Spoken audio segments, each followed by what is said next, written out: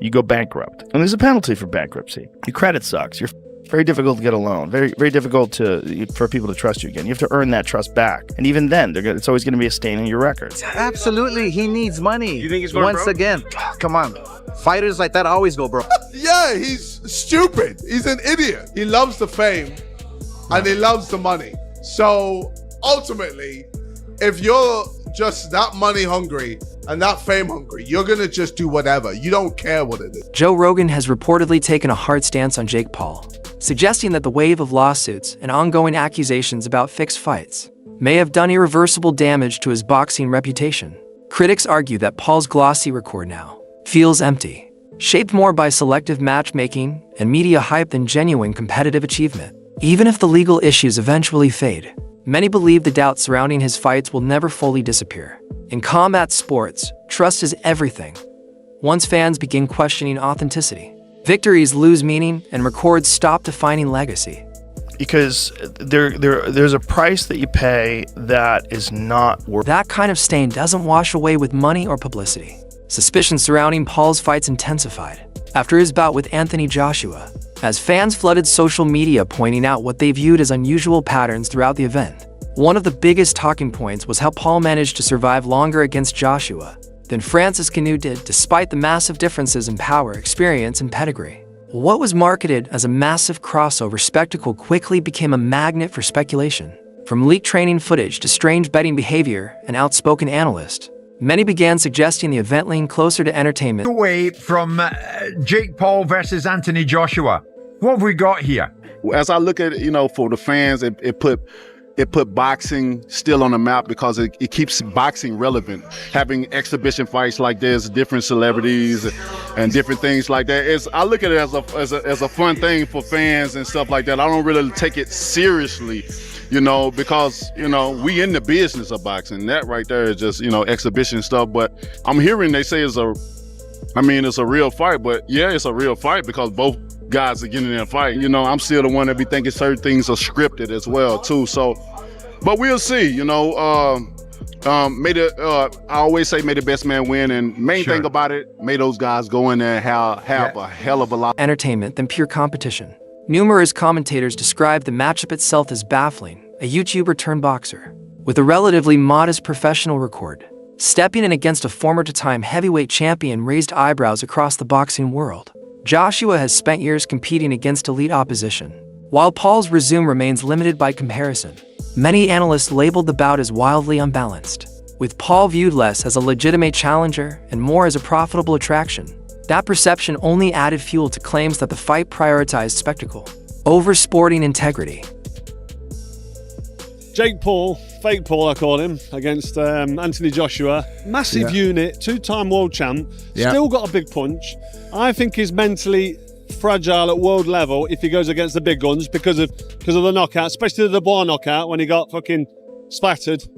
You know what I mean? In round 5, and he got hurt early on and then he got done. And he's not been in the ring for 13 months. Yeah. But can you see a world in which Jake Paul is competitive in this fight? No. No. No. How do you see the fight going if AJ takes it serious?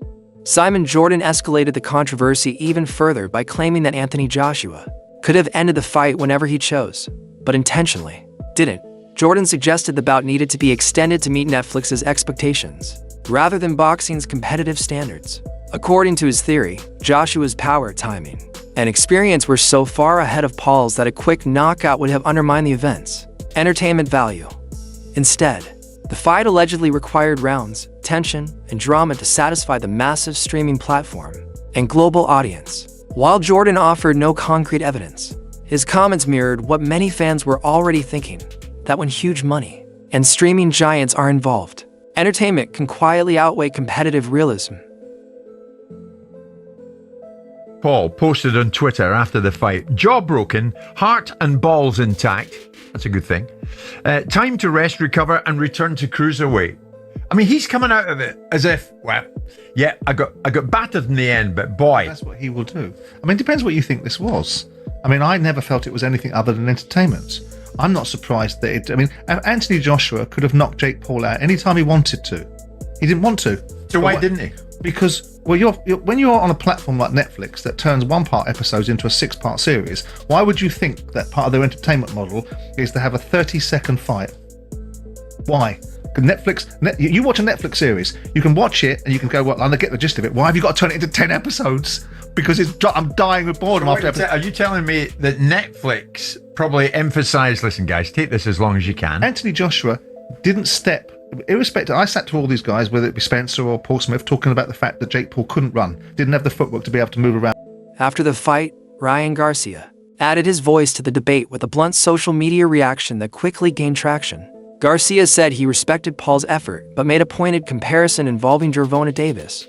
In his post, Garcia suggested that Davis would have handled Paul far more brutally, implying the outcome would have been even more decisive.